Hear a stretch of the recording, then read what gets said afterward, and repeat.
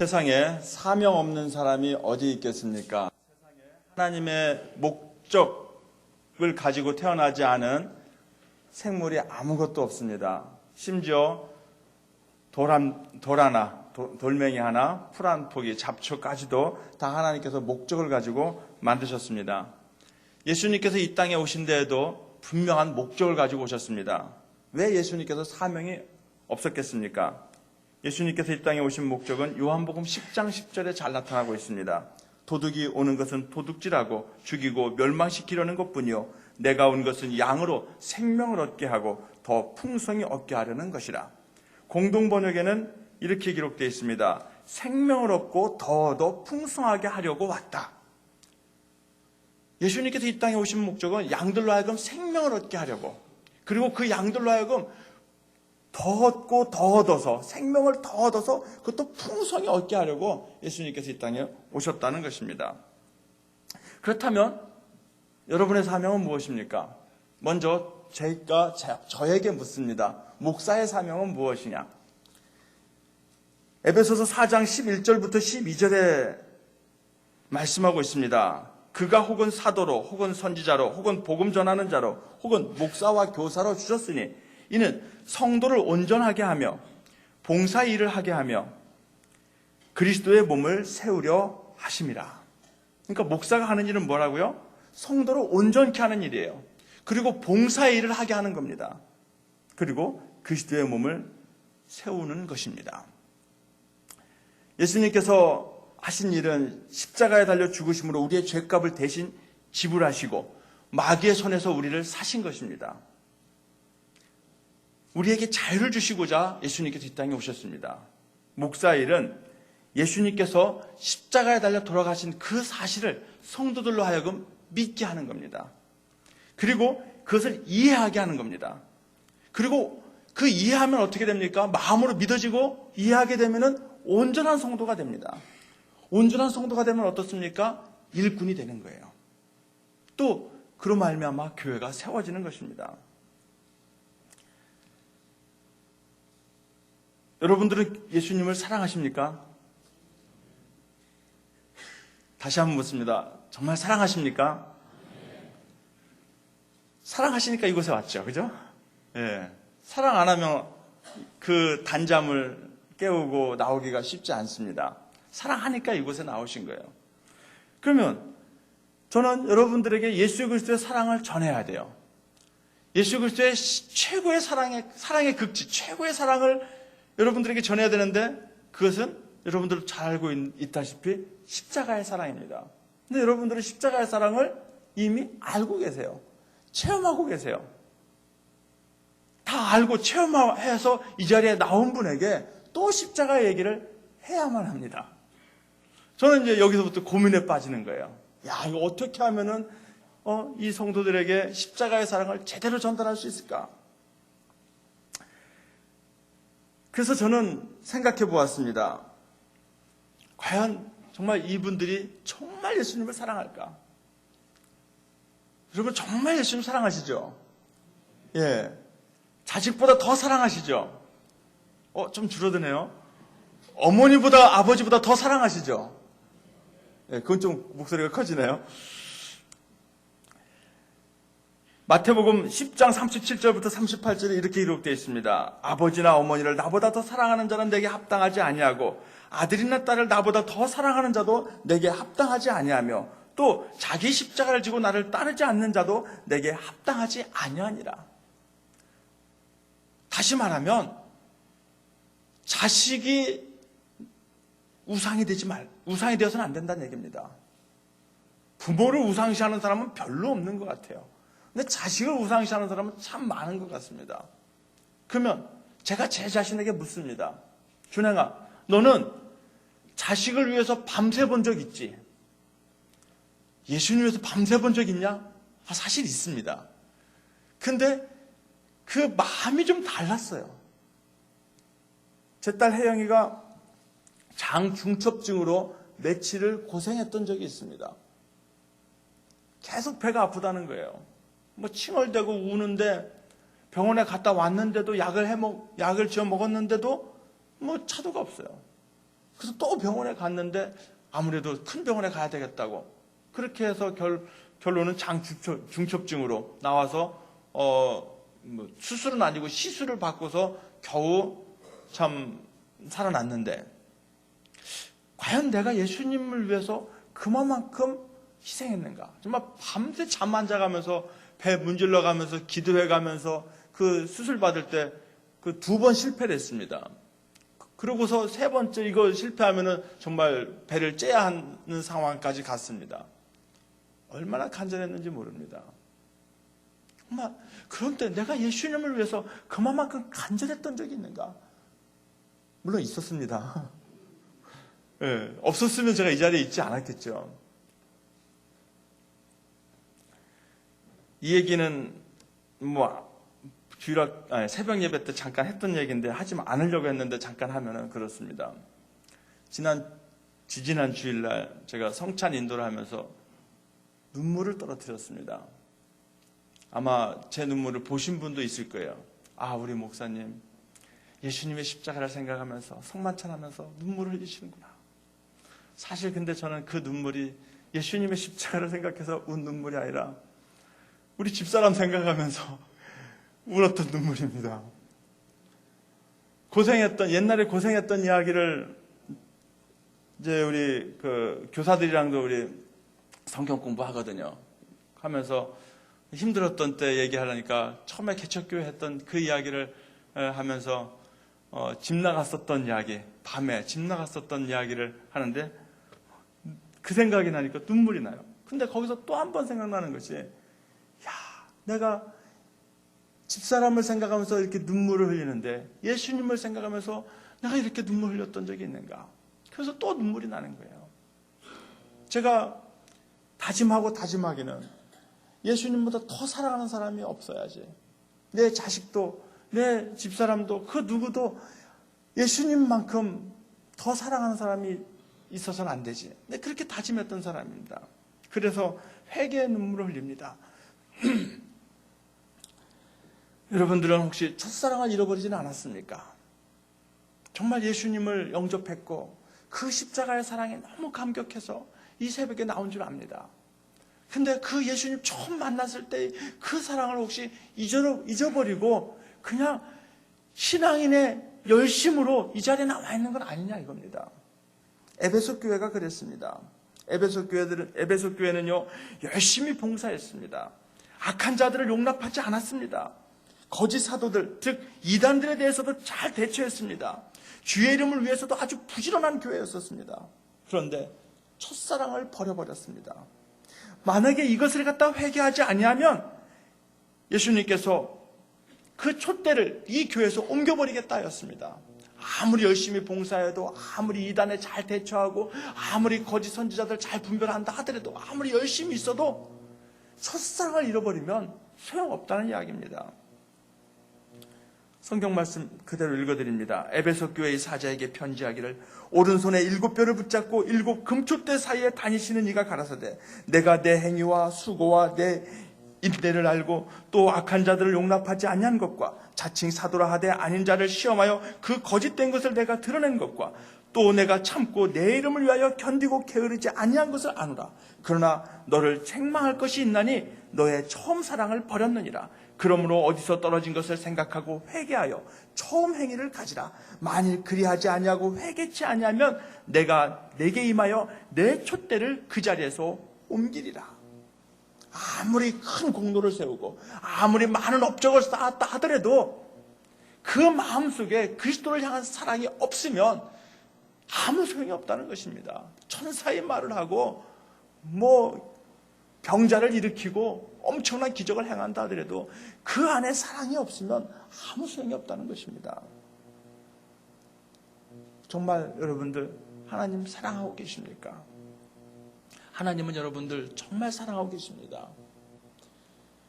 그 하나님의 사랑을 어떻게 보여줄 방법이 없어서 하나님은 십자가를 택하십니다. 저는 그래서 그 십자가를 이 시간 이야기하고 싶습니다. 여러분, 왜 십자가가 사랑의 극치입니까? 여러분, 자식이 아프면 어떻습니까? 부모의 마음은 찢어집니다. 찢어져요. 제가 어제 우리 어머니에게 전화를 했습니다. 왜냐하면 설교자는 설교한 대로 살아야 되잖아요. 저는 그렇게 살려고 노력하는 사람입니다. 설교한 대로는 못 살아도 정말 노력은 해야 되지 않겠습니까? 그래서 제가 저희 이제 효도에 대해서, 부모의 마음에 대해서 오늘 설교를 할 건데, 과연 나는 자식으로서 몇 점이나 될까? 한 50점 정도 주실까? 전화를 했어요. 어머니가 받으셨어요. 엄마, 나 그 아들로서 100점 만점에 몇 점 주실래요? 물어봤어요. 그랬더니 뭐 생각할 것도 없어요. 우리 아들 100점이지. 아니 105점. 뭐 더 인심을 쓰고 계신 거예요. 나는 그렇게 안 되는데 왜 우리 어머니 나에게 이렇게 후한 점수를 주시는가? 아마 여러분도 한번 집에 가서 전화해 보세요. 어머니 살아계신 분도 계시겠지만 또 안 계신 분은 또 좀 마음이 아프겠지만은 한번 전화해 보세요.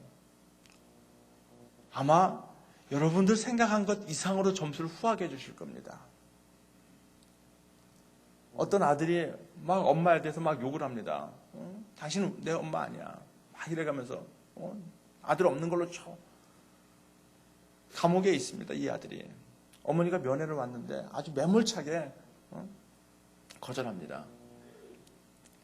근데 외박을 나가래요. 그래서 왜 그러냐니까 어머니가 위독하대요. 돌아가시는 길에, 그러니까 면회하고 아들 면회하고 돌아가시는 길에 교통사고를 당하셨대요. 빨리 가보라는 거예요.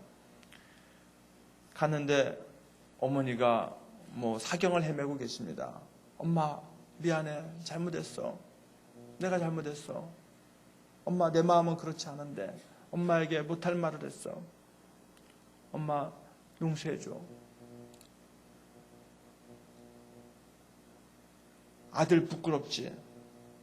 그랬더니 엄마가 그럽니다. 아들아, 나는 너를 한 번도 부끄럽게 생각해 본 적 없다. 참 망나니 짓하고 감옥에 갇혀 있어도 엄마는 그 아들을 자랑스럽게 생각하는 거예요.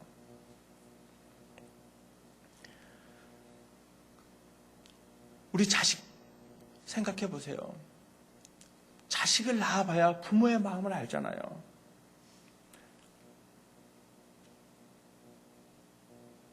예수님 십자가에 달려 돌아가실 때 우리 하나님의 마음은 어떻겠습니까?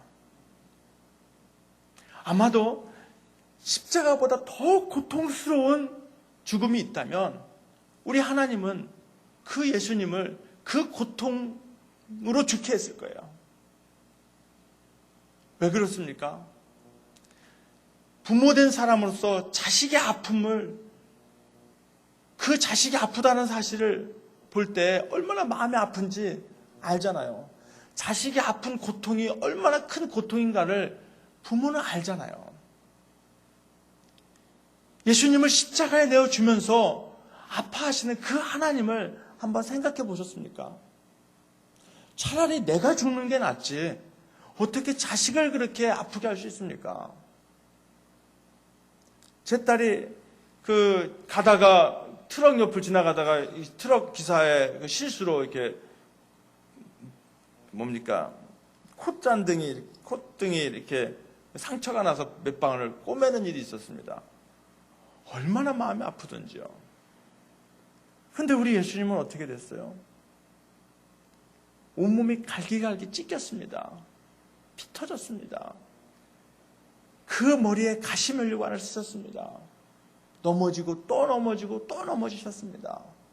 그 무거운 십자가 도저히 질 수 없어서 구레네 사람 시몬이 그 십자가를 대신 져야만 했습니다. 양손과 양발에 못이 박혔습니다. 가슴의 통증, 그뿐만 아니라 숨이 답답해 오는 그 아픔, 우리 주님은 다 겪으셨습니다. 그 예수님의 고통 가운데서 우리 하나님은 또 얼마나 아팠겠습니까? 왜 하나님께서 이런 아픔을 겪으셔야만 했습니까? 우리를 살리기 위해서였습니다. 왜 오늘 성경에, 본문에 어머니가 왜 등장할까요? 그 어머니의 마음을 우리가 좀 이해하자는 겁니다. 그리고 그 어머니의 마음으로 하나님이 우리를 사랑하고 있다는 것을 이야기하고 싶으신 겁니다. 우리는 성경을 통해서 하나님을 알고 있습니다. 하나님을 이해합니다. 그런데 이 성경을 통해서 우리가 하나님을 다 이해할 수 있을까요? 저는 불가능하다고 생각합니다.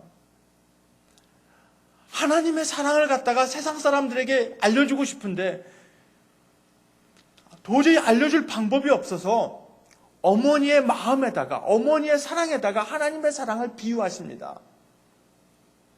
그 본문이 이사야서 49장 15절의 말씀입니다. 여인이 어찌 그 젖먹는 자식을 잊겠으며 자기 태에서 난 아들을 긍휼히 여기지 않겠느냐. 그들은 혹시 잊을지라도 나는 너를 잊지 아니할 것이라.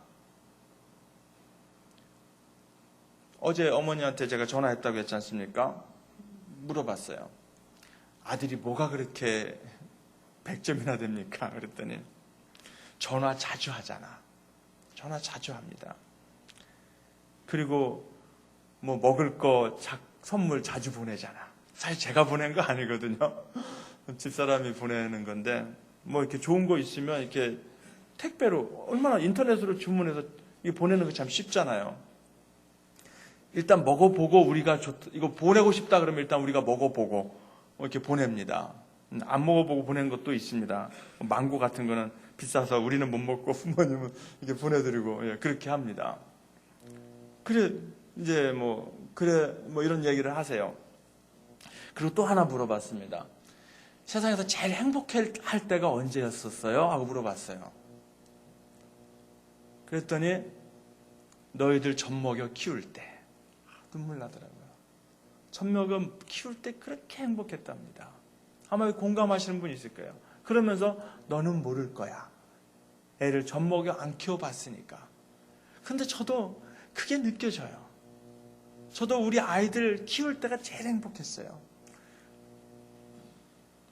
퇴근해서 집에 들어가면 아이들이 아파하고 달려오는 그 모습이 너무너무 행복했어요. 지금은 제가 더 먼저 들어갑니다만은. 그 자식 키울 때가 제일 행복했어요. 그런데요, 그 어머니의 사랑도 한계가 있대요. 그들은 혹시 잊을지라도 세상에서 제일 큰 사랑이 어머니의 사랑인데 그 어머니의 사랑도 한계가 있는데 혹 자식을 잊을 수도 있어요. 어머니는 자식을 잊을 수도 있어요. 도저히 생각할 수도 없는 불가능한 일인 것 같지만 그런 사람이 있어요. 정신을 차려보니까 내가 패고 있는 아이가 우리 아들이더라. 여러분 신문 보셨습니까? 기사 나잖아요. 자식을 버리는 부모가 왜 이렇게 또 많아요? 물론 한편으로는 이해가 됩니다. 먹고 살 수 없으니까. 열왕기하에도 나오잖아요. 사마리아 성이 포위되었을 때 먹을 것이 없으니까 오늘은 네 자식 잡아먹고 내일은 내 자식 잡아먹자. 이런 말이 나왔었잖아요. 우리 하나님은요, 절대 그런 일이 있어도 절대 그 자식을, 다시 말하면 우리들을 잃어버리지 아니한대요. 그 십자가의 고통, 채찍에 맞으시고 침뱉음을 당하시고 벌거벗김을 당하시고. 여러분 저는요, 우리 딸들 딸들 방에 들어갈 때도요, 그냥 들어가면 혼납니다. 옷 갈아입을 때 아빠.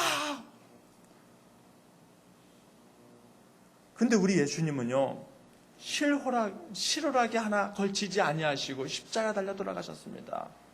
보통 그림에 보면은 중요한 부분 이렇게 가리셨는데 아니에요.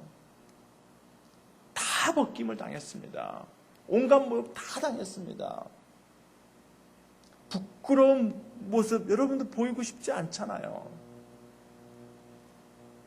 그런데 우리 예수님은 그 모욕 다 당하셨다니까요. 침뱉음 당하시고 뺨 맞으시고 그랬다니까요.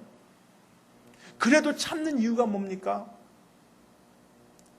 그 자식을 구원하기 위한 어머니의 심정이 있었다는 것입니다. 어머니의 마음보다 더 큰 것이 있으면 아마 우리 하나님은 그렇게 비유를 했겠죠. 아무리 내가 죽는 한이 있어도 자식은 살리겠다는 겁니다. 나를 살리겠다는 겁니다. 우리를 살리겠다는 것입니다. 그 사랑이 십자가에 나타나 있습니다. 그 사랑을 우리가 깨달았으면 좋겠습니다. 탈무드에는 이런 말이 있습니다. 하나님께서는 각 사람에게 일일이 오실 수 없어서 각 사람마다 어머니를 보내주셨다. 그런 의미에서 어머니는 하나님의 사랑에 가장 가까운 분이라 생각이 되어집니다. 어떤 회사의 광고 카피에 사용된 시입니다. 제목은 그렇습니다. 우리는 당신을 어머니라 부릅니다. 21. 당신은 고개를 2개 넘어 얼굴도 본 적이 없는 김씨 댁 큰아들에게 시집을 왔습니다. 26. 시집 온 지 5년 만에 자식을 낳았습니다. 당신은 그제서야 시댁 어른들에게 며느리 대접을 받았습니다. 32. 자식이 밤늦게 급체를 앓았습니다. 당신은 자식을 업고 읍내병원까지 밤길 20리를 달렸습니다. 40. 그의 겨울은 유난히 추웠습니다. 당신은 자식이 학교에서 돌아올 무렵이면 자식의 외투를 입고 동구 밖으로 나갔습니다. 그리고 자식에게 당신의 체온으로 덮여진 외투를 입혀 주었습니다. 52. 자식이 결혼할 여자라고 집으로 데려왔습니다. 당신은 분칠한 얼굴이 싫었지만 자식이 좋다니까 당신도 좋다고 하였습니다. 60. 환갑이라고 자식이 모처럼 돈을 보냈습니다. 당신은 그 돈으로 자식의 보약을 지었습니다. 65. 자식 내외가 바쁘다고 명절에 고향에 못 내려온다고 했습니다. 당신은 동네 사람들에게 아들이 바빠서 아침 일찍 올라갔다며 평생 처음 거짓말을 했습니다. 오직 하나 자식 잘되기만을 바라며 살아온 한평생이지만 이제는 주름진 얼굴로 남으신 당신을 우리는 어머니라 부릅니다. 그 어머니의 사랑을 우리 예수님은 또한 아셨습니다. 그래서 마지막 가는 길에 어머니에게 자식의 도리를 우리 예수님은 다 하고 계십니다. 그래서 오늘 본문에서 놓치지 말아야 할 교훈은 자식의 도리를 다 하라는 것입니다. 예수님이 이 땅을 떠나가면서 어머니를 염려하셨습니다. 사실 예수님은 어머니에게 제일 큰 불효를 하고 있는 것입니다. 부모보다 먼저 가는 불효, 참 큰 불효지 않겠습니까? 부모가 죽으면 땅에 묻고 자식이 죽으면 가슴에 묻는다는 말도 있지 않습니까? 그런데 예수님은 차마 보여줄 수 없는 그 고통, 자식이 죽어가는 그 모습을 어머니에게 보여주고 맙니다. 하나님도 그 자리에 계셨습니다. 예수님이라고 그러고 싶었겠습니까? 이 잔을 내게서 지나가게 해달라고 예수님 3번이나 기도하셨습니다. 예수님은요, 성전을 사랑하셨습니다. 그래서 성전에서 매매하는 사람들을 다 엎어버리셨습니다. 채찍을 휘두르시고 돈 바꾸는 사들의 상을 엎으시고 짐승을 막 내어 쫓으시고 엄청나게 화를 내셨습니다. 그 온유하시고 자비하신 예수님께서 화를 내셨습니다. 성전을 사랑하셨기 때문에 만민이 기도하는 집을 더럽히는 이 사람들을 도저히 용납할 수 없었던 것입니다.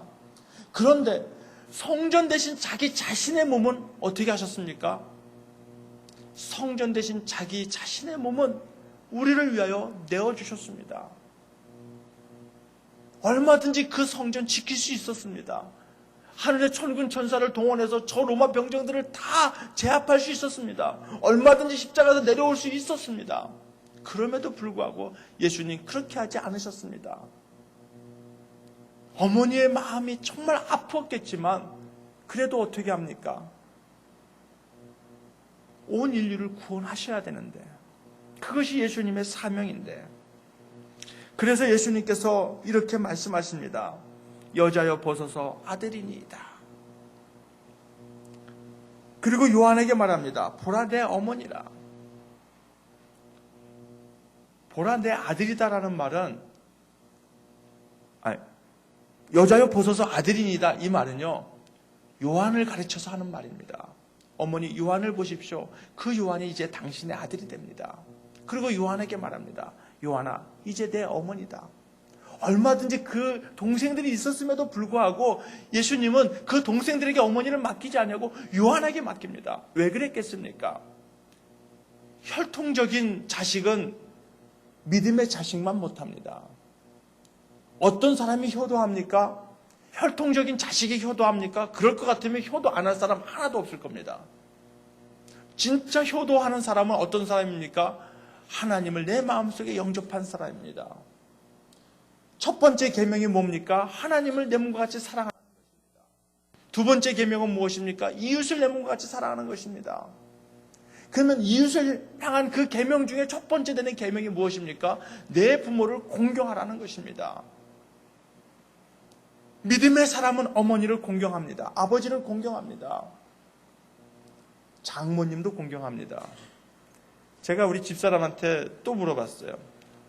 장모님께 전화해가지고, 그러니까 어머니에게 전화해가지고 자기 몇 점이냐고 물어보라고.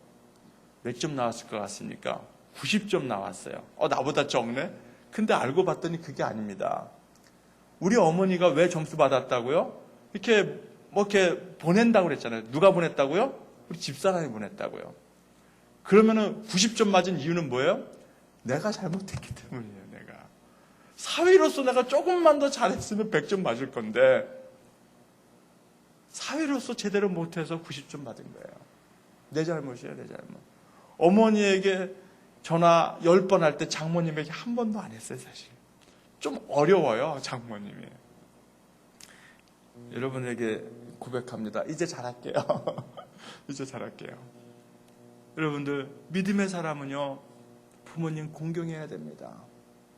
장모님, 장인어른 공경해야 합니다. 시아버지, 시어머니 공경해야 됩니다. 그것이 믿음의 사람입니다. 한 가지만 더 말씀을 드릴게요. 요한이 등장하잖아요. 요한아, 내 어머니다. 그 얘기입니다. 그 얘기는 무엇입니까? 요한을 용서했다는 이야기입니다.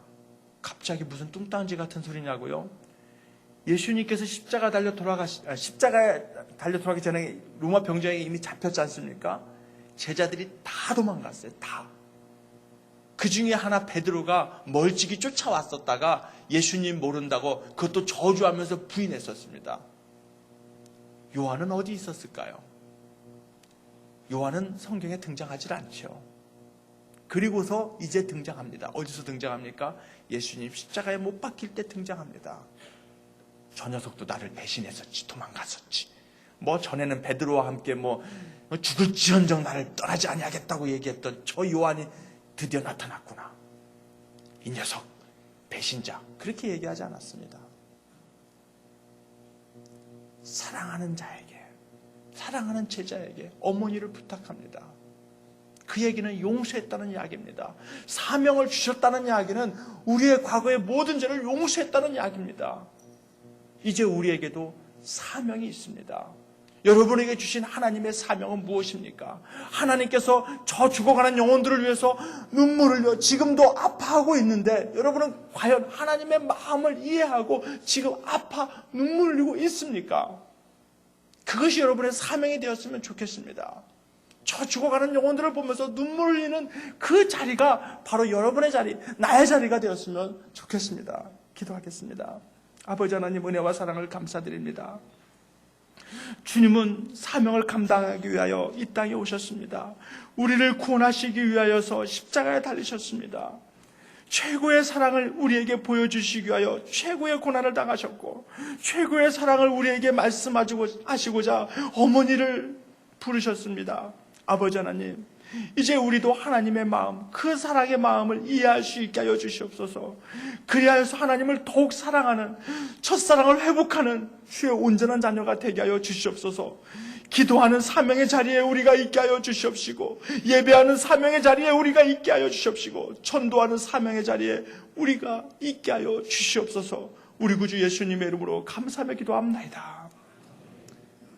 십자가에 우리가 있었는지 생각하면서